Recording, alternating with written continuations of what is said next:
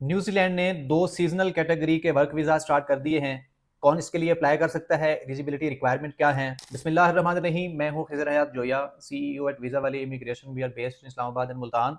पिछले कुछ सालों से मैं पाकिस्तानी स्टूडेंट्स को इंटरनेशनल यूनिवर्सिटीज़ के अंदर रिक्रूट कर रहा हूँ और इमिग्रेशन अपॉर्चुनिटीज़ और scholarship opportunities and work opportunities के ऊपर बात करता रहता हूँ। आज की वीडियो का टॉपिक है कि जो रिसेंट 8 दिसंबर को न्यूजीलैंड इमिग्रेशन ने जो 2 सीजनल वर्क वीज़ा स्टार्ट किए हैं, इसकी रिक्वायरमेंट्स क्या हैं? आप अप्लाई कहाँ पे करेंगे और इसमें वीज़ा मिलने के कितने चांसेस हैं, इसकी कॉस्ट क्या आएगी। तो सबसे पहले आप इस चीज़ को समझें कि न्यूजीलैंड ने जो सीजनल वर्क वीज़ाज़ हैं वो पहले भी एक सीजनल वर्क वीज़ा डील कर रहे थे, जिसके अंदर पाकिस्तान तो क्वालिफाई नहीं करता था। जो उनके फार्म वर्कर्स के लिए था या उनके जो फ्रूट फार्म वगैरह थे उसके अंदर भी कुछ सीजनल लोग उनको रिक्वायर्ड होते थे हर साल, लेकिन उसके अंदर अनफॉर्चुनेटली वो पाकिस्तान से वर्कर्स नहीं ले रहे थे। अभी उन्होंने रिसेंटली 8 दिसंबर को एक 2 कैटेगरीज अनाउंस की हैं। उनका एक फ्रेमवर्क है accredited employer work visa framework के अंडर उन्होंने ये अनाउंस किया है। 2 न्यू कैटेगरीज अनाउंस की हैं जहाँ पे पाकिस्तान भी एलिजिबल है, पाकिस्तानी लोग भी अप्लाई कर सकते हैं। उसकी जो पहली कैटेगरी है वो है GWSV यानी global work force seasonal visa. दूसरी कैटेगरी है पीक सीजनल वीज़ा PSV। अब इसके अंदर दोनों की रिक्वायरमेंट्स मुख्तलिफ हैं। हम इसको सीक्वेंस वाइज डिस्कस करेंगे कि जो पहला है GWSV, इसकी रिक्वायरमेंट क्या है, और जो दूसरा PSV है, पीक सीजनल वीज़ा है, उसकी रिक्वायरमेंट क्या है। सबसे पहले आप ये देखें, जो global work force seasonal visa पहला है, इसके अंदर उनकी जो पहली रिक्वायरमेंट होती थी कि नॉर्मली बहुत सारे कंट्रीज इसके ऊपर ये रखते हैं कि अगर किसी भी कंट्री को वर्कर रिक्वायर्ड हैं तो उनकी पहली प्रायोरिटी ये होती है कि वो अपने ही मुल्क के अंदर इसको एडवर्टीज करें, यानी अखबार वगैरह में इसका इश्तिहार दें और वहाँ से ही लोग हायर करें। अगर वहाँ से उनको स्टाफ नहीं मिलता, फिर एक स्पेसिफिक टाइम होता है, उस टाइम के बाद फिर ये फॉरेन वर्कर हायर करने की कंपनीज को अलाउ करती हैं गवर्नमेंट्स। ये जो अनाउंस किया है इसके अंदर उन्होंने पहली ये शर्त निकाल दी है। जो ये वर्कफोर्स का है, ग्लोबल वर्कफोर्स सीजनल वीज़ा, इसके अंदर ऐसी कोई रिक्वायरमेंट नहीं है कि वहाँ पे एम्प्लॉयर्स को कोई अखबार इश्तिहार देना पड़ेगा या कुछ करना पड़ेगा। वो डायरेक्टली फॉरेन जो वर्कर्स हैं उनको हायर कर सकते हैं। अब इसके लिए अब हर कंपनी उठ के इसको नहीं करेगी। इसके ऊपर टोटल तकरीबन 167 ऐसी कंपनीज हैं जिनको उन्होंने अलाउ किया है कि ये अदर कंट्रीज हैं वर्कर लेके आ सकते हैं जो कि इनके इस सीजन के लिए होंगे। अब इस वीज़ा का जो टोटल टाइम फ्रेम है ये तकरीबन 3 साल का होगा। अब 3 साल के लिए आप वहाँ पे जाएंगे, लेकिन इसके अंदर एक थोड़ी सी टेक्निकलिटी और है। ये 3 साल के लिए आप अगर जाते हैं तो ऐसे नहीं है कि आपने 3 साल गए और आपने 36 माह काम करना है, ऐसा नहीं है।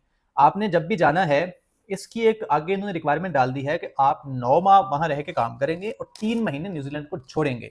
यानी आपको वीजा अगर 3 साल का मिला है तो आप गए, आपने 9 माह काम किया सीजन में, उसके बाद 3 माह आपने छोड़ के अपने वापस मुल्क आ गए, एक और कंट्री चले गए। उसके बाद आप वापस आपने चले जाना है, अगला जब सीजन स्टार्ट होगा तो अगेन आप जा सकते हैं। इसकी सिर्फ ये एक रिक्वायरमेंट है। ये एक चीज है। दूसरा उसके अंदर ये है कि आपके पास जो रिक्वायर्ड एक्सपीरियंस वो डिमांड कर रहे हैं, वो ये कह रहे हैं कि आपके पास पिछले 6 सालों के अंदर 3 सीजन का वर्क एक्सपीरियंस होना चाहिए। फॉर एग्जाम्पल, आपने पिछले 6 सालों के अंदर तकरीबन 9 माह, तकरीबन 27 माह आपने काम किया हो अपनी उस रेलिवेंट फील्ड के अंदर, तब आप इसके लिए अप्लाई कर सकते हैं। दूसरी जो मेजर रिक्वायरमेंट होती है, जो कि हम लोगों से यहाँ से थोड़ी मुश्किल हो जाती है, इंग्लिश की रिक्वायरमेंट। इंग्लिश की रिक्वायरमेंट इसमें नहीं है।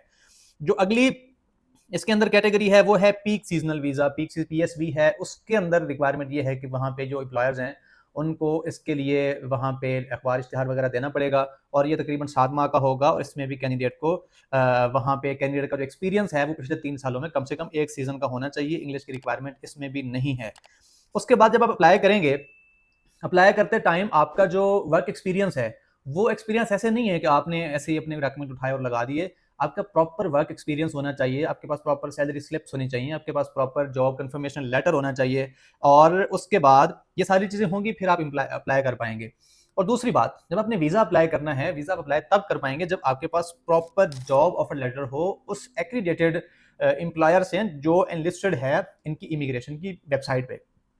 वो 167 ऐसे एम्प्लॉयर्स हैं जो उन्होंने लिस्ट किए हुए हैं कि वहाँ पे आप उसका कर सकते हैं। जब आपने जॉब ऑफर कोई भी एम्प्लॉयर आपको देगा तो उसके लिए सबसे जो पहली चीज़ है कि start date end date mention होनी चाहिए। जो वहाँ पे वेजेस हैं, सैलरी है, वो उसके ऊपर मेंशन होना चाहिए। जो गारंटीड वर्किंग आवर्स हैं वो होने चाहिए, जो कि कम से कम वीकली 30 आवर्स होने चाहिए, और लोकेशन ऑफ वर्क, जिस लोकेशन के ऊपर कैंडिडेट जाके काम करेगा, ये होना चाहिए। दूसरा ये है कि आपका जो एटलीस्ट 3 सीजन का होना चाहिए। उसके बाद आपकी अगली चीज़ है कि हेल्थ इंश्योरेंस वगैरह की कवरेज हो। ये सारी चीज़ें होंगी, फिर जाके आप इसके अंदर अप्लाई करेंगे।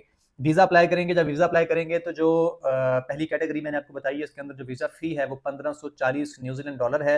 ये आप जब आपके पास जॉब ऑफ़र लेटर वगैरह आ जाएगा, आपके सारे डॉक्यूमेंट्स पूरे होंगे, पाकिस्तान सर का police clearance certificate, health insurance वगैरह, ये सारी चीज़ें आपके पूरी होंगी, तो फिर आप आपका वीज़ा अप्लाई करेंगे। वीज़ा अप्लाई करते टाइम आपको पाकिस्तान के अंदर इसकी कोई जाके अपॉइंटमेंट लेने की ज़रूरत नहीं, ऑनलाइन सारा प्रोसेस हो जाएगा। 1540 न्यूज़ीलैंड डॉलर इसकी फ़ी है और with in 2 to 3 weeks, maximum 8 weeks तक इसका टाइम जा सकता है प्रोसेसिंग का। इतने वीक के अंदर आप अपना प्रोसेस करवा लेंगे और अगर आपने एक्रीडेटेड एम्प्लॉयर के थ्रू अपना वर्क परमिट लिया है तो आप इसमें सिक्योर कर जाएंगे।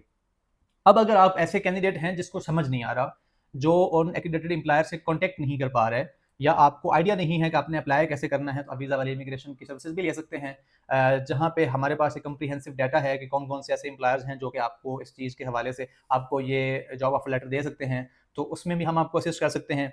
और इसके हवाले से कोई मजीद क्वेश्चन होगा तो आप कमेंट बॉक्स में लाजमी पूछिएगा, क्योंकि कमेंट्स को मैं खुद देखता हूँ, खुद रिप्लाई करता हूँ। और इसके ऊपर एक और कम्प्रीहेंसिव एंड डिटेल वीडियो इंशाल्लाह मैं और भी जल्द इसके ऊपर लेके आऊँगा। फॉर मोर वीडियोस आप हमारे चैनल को फॉलो कर सकते हैं, ये वीडियो अपने दोस्तों के साथ शेयर कर सकते हैं। Thank you so much.